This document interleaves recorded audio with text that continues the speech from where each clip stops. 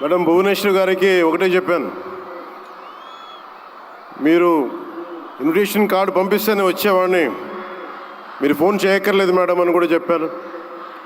ఆవిడ మీద నాకు అంత అపారమైన గౌరవం.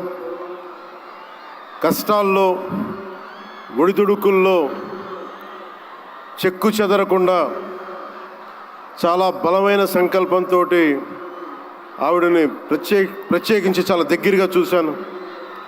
అలాంటి వ్యక్తి ఆధ్వర్యంలో ఈ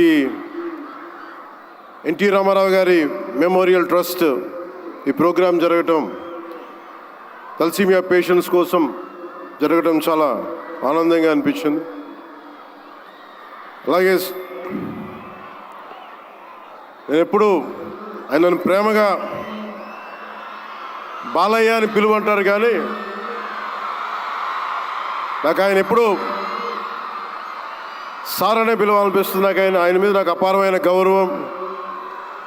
ఎవరిని లెక్క చేయని వ్యక్తిత్వం, తను అనుకున్నది బలంగా ముందుకు తీసుకెళ్లే వ్యక్తి.